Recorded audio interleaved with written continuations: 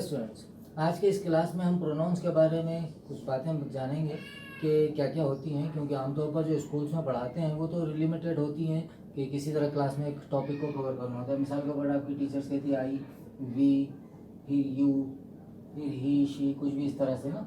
तो असल में ऐसा तरीका नहीं होता प्रोनाउंस को सीखने का। प्रोनाउंस को बाकायदा सीखने के लिए हम क्या करेंगे कि अब यहाँ गौर से देखेंगे अपनी क्लास में और गौर से सीखेंगे।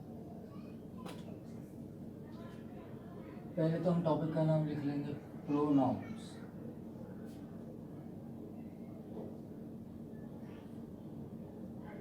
ठीक है। अब प्रोनाउन के बारे में तकरीबन सभी को पता है कि जी प्रोनाउन नाउन की जगह पर इस्तेमाल होता है। अब जुमले में जब हम कोई काम करते हैं तो वहाँ क्या होता है, जुमले में सेंटेंस में वो प्लेस देखनी पड़ेगी कि किस जगह पे प्रोनाउंस और किस अंदाज से इस्तेमाल होते हैं। तो हर जुमले की तीन बेसिक एलिमेंट्स होते हैं, ये सब्जेक्ट, वर्ब और ऑब्जेक्ट। ठीक है। सब्जेक्ट और ऑब्जेक्ट में क्या होता है कि ये सब्जेक्ट में हमेशा कोई ना कोई नाउन या प्रोनाउन इस्तेमाल होता है। उसी तरह इस ऑब्जेक्ट में भी कोई ना कोई नाउन या प्रोनाउन इस्तेमाल होता है। ठीक है, ये दो जगह पे इस्तेमाल होता है। अब हम करेंगे ये कि इन प्रोनाउंस को पहले तीन पर्सन्स में डिवाइड करेंगे, फर्स्ट पर्सन, सेकंड पर्सन और थर्ड पर्सन। फर्स्ट पर्सन किसको कहते हैं? जो खुद बात कर रहा हो। अगर एक होगा तो वो फर्स्ट पर्सन सिंगुलर, एक से ज़्यादा आदमी आपस में बात कर रहे हैं आप दूसरों से, तो वो क्या कहलाएंगे? First person plural. उसी तरह जो सुनने वाला है वो सेकंड पर्सन है, चाहे उसमें सिंगुलर हो या प्लूरल, सबके लिए एक ही वर्ड इस्तेमाल होता है। फिर उसी तरह थर्ड पर्सन होता है, तो थर्ड पर्सन में जब सिंगुलर होता है, एक आदमी सुनने वाला होता है, तो उसमें फिर हम क्या करते हैं, उसकी तीन कैटेगरीज बनाते हैं। एक मुज़क्कर होता है, एक मुअन्नस होता है और एक बेजान चीज़ होती है। और ये कि जब थर्ड पर्सन का एक प्लूरल होता ही है कि इन चीज़ों को हम ज़बानी तो जानते हैं लेकिन एक बाज़ाब्ता डायग्राम की शेप में नहीं मालूम। तो हम एक चार्ट बनाते हैं यहाँ पर और इस चार्ट की मदद से समझते हैं कि किस तरह से होता है।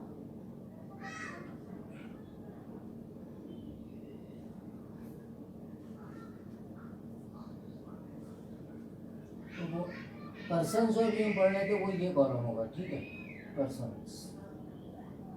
अब इसमें हमने तीन पर्सन्स पढ़े थे, फर्स्ट, फिर सेकंड और थर्ड।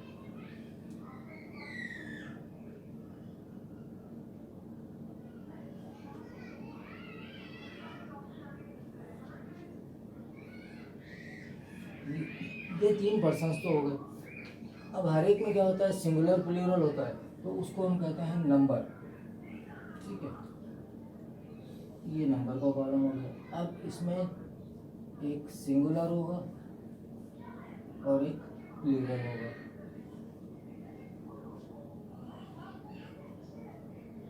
ठीक है। सेकंड पर्सन में क्या होता है, उसमें भी एक सिंगुलर होता है और एक प्लूरल होता है। अच्छा, अब इसमें सेकंड पर्सन में आमतौर पर सिंगुलर के लिए भी वही यू इस्तेमाल होता है, प्लूरल के लिए भी वही यू इस्तेमाल होता है। ठीक है। और थर्ड पर्सन में भी जो है ना, जो सिंगुलर होता है उसमें तीन कॉलम्स होते हैं और एक प्लूरल होता है। तो इस तरह से सिंगुलर प्लूरल हो गए। अब इनके चार केसेस होते हैं। क्या क्या होते हैं? एक होता है सब्जेक्टिव केस, एक होता है ऑब्जेक्टिव केस,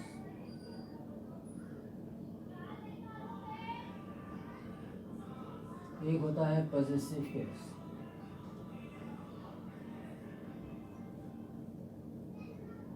एक होता है रिफ्लेक्सिव केस। ठीक है। अब इसमें सब्जेक्टिव केस में अगर फर्स्ट पर्सन का सिंगुलर है तो उसमें क्या इस्तेमाल होता है? सब्जेक्टिव केस में आई, प्लूरल होगा तो उसमें वी। सेकंड पर्सन में चाहे सिंगुलर हो या प्लूरल हो, एक ही वर्ड इस्तेमाल होता है यू।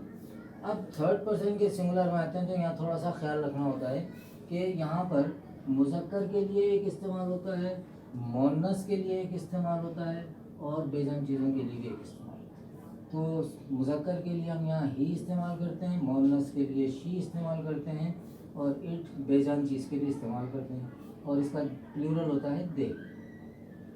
ठीक है, अब ज़रा गौर से देखना ये है कि ये जो इट बेजान चीज़ के लिए इस्तेमाल होता है, इनके अलावा भी इस्तेमाल होता है। तो यहाँ ये स्टार इसलिए बनाया हूँ कि अब ये स्टार को मैं बाद में समझाऊंगा कि ये इट मज़ीद किन चीज़ों के लिए इस्तेमाल होता है। क्योंकि उसकी वजह ये होती है कि जब तहरीर में इसी मुकाम पर अगर मैं कोई चीज़ समझा नहीं सकता, एक्सप्लेन नहीं कर सकता, डिस्क्राइब नहीं कर सकता, तो मैं क्या करूँगा, मार्जिन लाइन में उसको समझाऊँगा, चाहे वो बॉटम में हो चाहे वो राइट पे हो। तो अब यहाँ पर बोर्ड पे जगह तो है नहीं, इसलिए मैं ये जब कंप्लीट कर दूँगा फिर ये स्टेरिक की जगह या स्टार की जगह मैं आपको बाद में समझाऊँगा कि ये इट मज़ीद किन किन चीज़ों के लिए और कैसे इस्तेमाल होगा। अच्छा, अब ये हो गया सब्जेक्टिव केस। इसका मतलब ये हुआ कि यहाँ है सब्जेक्ट, तो जुमले के शुरू में जो है ना ये वाले प्रोनाउंस इस्तेमाल होंगे, इनके अलावा और कोई प्रोनाउन इस्तेमाल नहीं हो सकता। उसके अलावा जहाँ तक नाउन्स का ताल्लुक है वो तो डिपेंड करता है अपनी सिचुएशन पर, ज़रूरत पर कि हम कौन सी चीज़ इस्तेमाल करें। तो नाउन को इस्तेमाल करना कोई मुश्किल काम नहीं है। जो भी नाउन होगा, पेन होगा तो पेन लिख देंगे, बुक होगी तो बुक लिख देंगे। अब ऑब्जेक्टिव केस का मतलब ये हुआ कि ये ऑब्जेक्ट की जगह पर यानी वर्ब के बाद अगर इस्तेमाल करना है तो यहाँ पर कौन सा प्रोनाउन इस्तेमाल करना है। तो ये आई की जगह पर बनता है मी, वी की जगह बनता है अस, यू की जगह यू ही रहता है, और ही की जगह हिम हो जाता है, शी की जगह हर हो जाता है, और इट की जगह इट ही रहता है, दे की जगह देम हो जाता है। ठीक है, ये तो हो गया ऑब्जेक्टिव केस ही आसान। अब ये है पजेसिव केस। अब पजेसिव केस क्या होता है कि पोजेशन से निकला है ये वर्ड। पोजेशन का मतलब है कब्जा या मिल्कियत। अगर ये मार्कर मेरा है तो मैं क्या कहूँगा, दिस इज़ माई मार्कर। ठीक है ना, तो ये तो हम बचपन से पढ़ते आ रहे हैं कि जी कोई भी चीज़ होती है तो हम उसको कैसे डिस्क्राइब करते हैं, this is my house, this is my school, हाँ, दैट इज़ हिज कार वगैरह वगैरह। अब इसमें क्या होता है कि दो प्रोनाउंस इस्तेमाल होते हैं पजेसिव केस में। जैसे कि अगर मैं ये कहूँ कि दिस इज़ माई मार्कर, तो पहले मैंने प्रोनाउन इस्तेमाल किया, बाद में मार्कर इसका वर्ड, यानी कि नाउन बाद में इस्तेमाल किया। अगर मैं ये नाउन पहले इस्तेमाल करता हूँ तो वहाँ फिर दूसरा प्रोनाउन आगे लगता है। वो कैसे कि दिस मार्कर इज़ माइन, कि ये मार्कर मेरा है। तो उसी तरह दिस इज़ माई मार्कर। तो अब ये मार्कर का जो वर्ड है, जो नाउन है, अगर पहले इस्तेमाल होता है तो प्रोनाउन बाद में लगेगा, और अगर मार्कर का वर्ड बाद में इस्तेमाल होता है तो प्रोनाउन पहले लगेगा। तो पहले प्रोनाउन आएगा तो ये पहले वाला आएगा, और बाद में जो प्रोनाउन इस्तेमाल होगा वो ऐसा होगा mine. This pen is mine, this marker is mine, this book is mine. ठीक है, तो अगर ऑब्जेक्ट पहले है तो हम क्या करेंगे, प्रोनाउन को बाद में लिखना हो तो ये वाले प्रोनाउन इस्तेमाल करेंगे, और ऑब्जेक्ट से पहले प्रोनाउन इस्तेमाल करेंगे तो ये वाले प्रोनाउन इस्तेमाल करेंगे। तो वी का बनता है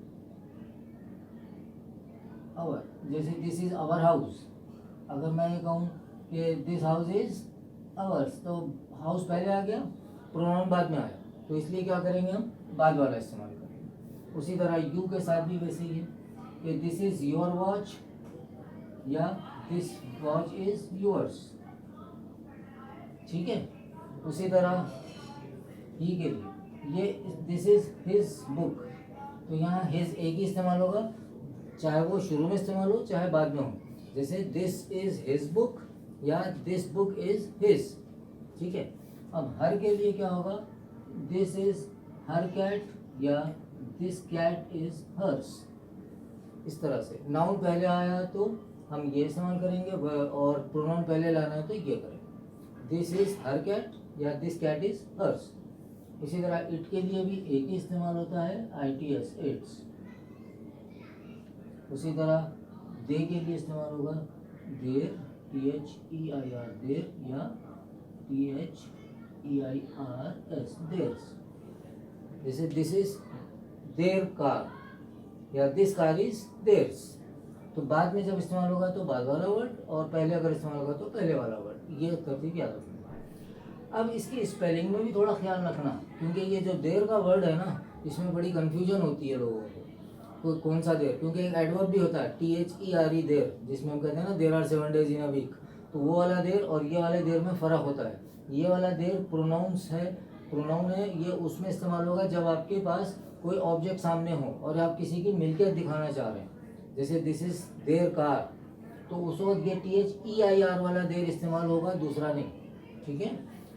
अब रिफ्लेक्टिव केस का मतलब ये होता है कि ये जो काम हम कर रहे हैं तो ये काम किस अंदाज से हो रहा, कौन कर रहा, कैसे कर रहा, वो दिखाना होता है। जैसे मिसाल के ऊपर मैं अपना काम खुद करता हूँ, तो I do my work by my self, तो ये माई सेल्फ जो है मैं यहाँ लिखूँगा रिफ्लेक्सिव केस में। ठीक है, ये काम की रिफ्लेक्शन को बता रहा है कि इसकी अक्कासी क्या है, कि कौन कर रहा है। तो I do my work by my self, फिर आवर सेल्फ। अब यहाँ क्या होगा, अगर हम बहुत सारे लोग काम कर रहे हैं तो we do our work by our self, तो यहाँ एफ को हटाकर उसकी जगह VES लगाएंगे, क्योंकि ये एफ सिंगुलर के लिए इस्तेमाल होता है, VES प्लूरल के लिए इस्तेमाल होता है। जैसे नाइफ से नाइफ्स, वाइफ से वाइफ्स। ठीक है। अब सेकंड पर्सन में क्या होता है, एक सिंगुलर है एक प्लूरल है, तो अब हम यहाँ पे कॉलम बनाना पड़ेगा। तो यहाँ पर सिंगुलर के लिए लिखते हैं हम योर सेल्फ, और यहाँ हो जाएगा योर सेल्फ। ठीक है। प्लूरल होगा तो वही VES, सिंगुलर होगा तो F। अब थर्ड पर्सन सिंगुलर में ही के लिए क्या हो जाएगा, ये हिमसेल्फ,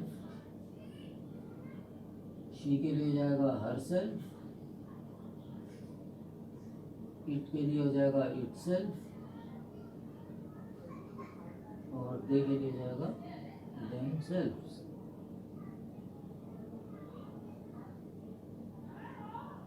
तो ये याद रखिए, ये तीनों सिंगुलर थे इसलिए F लगा, और ये प्लूरल था इसलिए VES लगा। ठीक है। इसमें एक बात का ख्याल ये रखना होता है कि ये जो रिफ्लेक्सिव केस के प्रोनाउंस हैं, ये एक एक वर्ड है। ठीक है। इसको दो टुकड़े मत कर देना कभी भी, माई अलग सेल्फ अलग, नहीं नहीं। माई सेल्फ पूरा एक वर्ड होता है, अवर सेल्फ पूरा एक वर्ड होता है, योर सेल्फ भी पूरा एक वर्ड होता है। तो ये सारे एक एक वर्ड है, इसमें अलग अलग मत कर देना, उससे मीनिंग नहीं बनती। ठीक है। अब इसके बाद हम क्या करेंगे कि ये चीज़ें समझने के बाद अब ये इट को समझना है कि ये इट कहाँ इस्तेमाल होता है। ठीक है।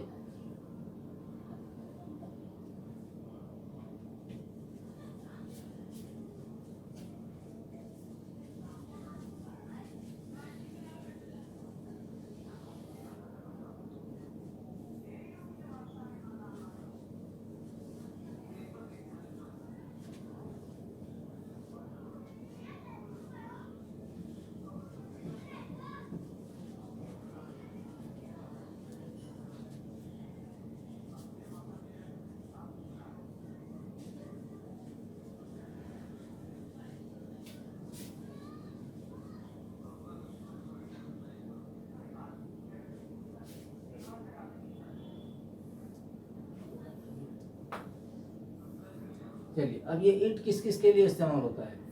हम तो बचपन से यही पढ़ते आ रहे हैं कि जी इट जो है वो सिर्फ जानवर, उसके लिए, बेजान चीज़ के लिए, नॉन लिविंग थिंग के लिए इस्तेमाल होता है। लेकिन अब यहाँ देखेंगे इसकी तफसील कि मज़ीद किस किस चीज़ के लिए इस्तेमाल होता है। तो वहाँ जो सिंबल बनाया था वही सिंबल यहाँ बनाया था एक्सप्लेनेशन के लिए।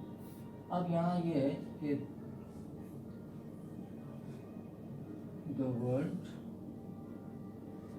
It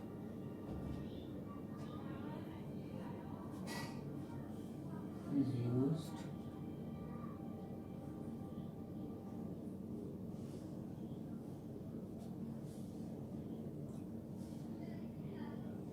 for the following। ठीक है। नंबर 1 है नॉन लिविंग थिंग, जो बचपन से पढ़ते आ रहे हैं।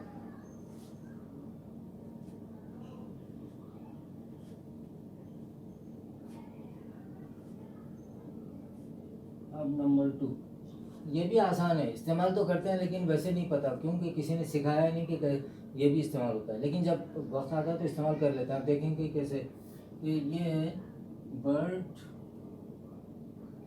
और animal.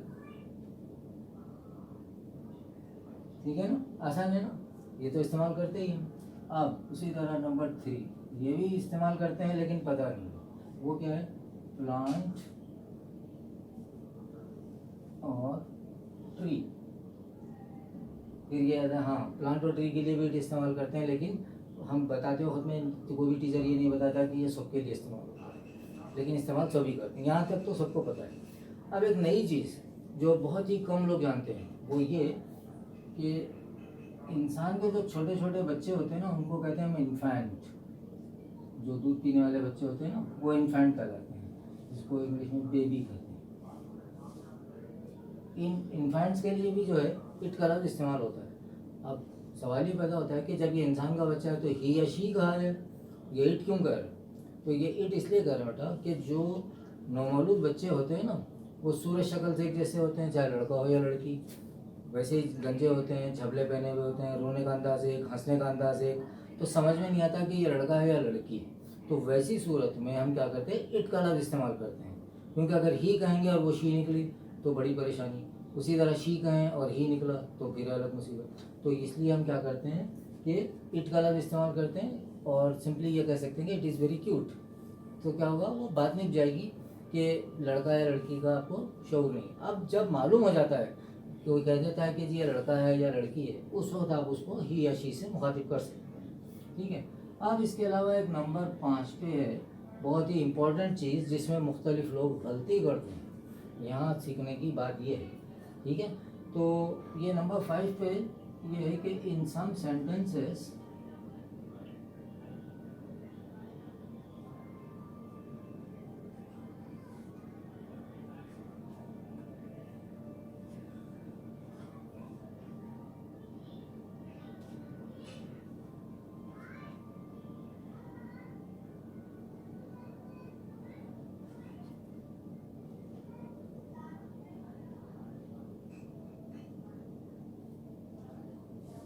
In some sentences where there is no subject, यानी कुछ जुमले ऐसे होते हैं जिसमें सब्जेक्ट नहीं होता, तो वहाँ पर भी इट का सहारा लेना पड़ता है। इट का सहारा ज़रूर लेते हैं लेकिन उसकी कोई ट्रांसलेशन नहीं होती। अब उसकी मिसाल क्या है,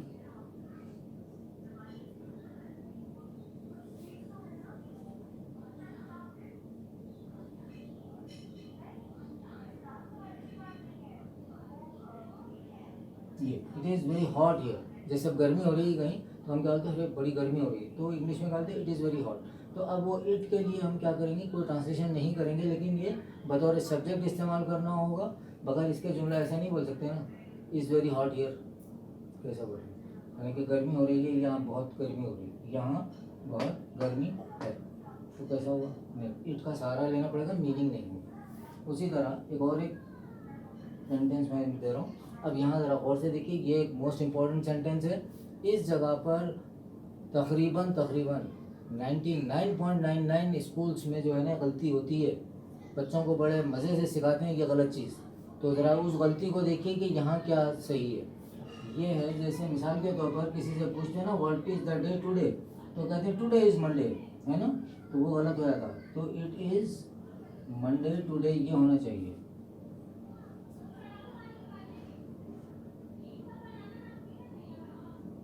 या फिर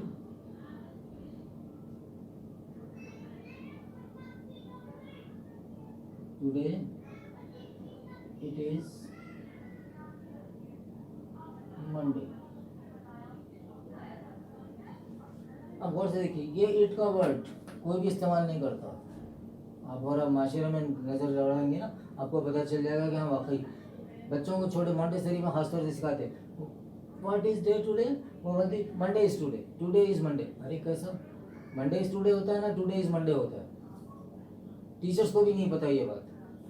ये इट का सहारा लेना यहाँ ज़रूरी है। इट की कोई मीनिंग नहीं है। यहाँ जैसा है ना it is very hot here, तो उसी तरह अब ऐसा भी जुमला होता है इट इज़ रेनिंग,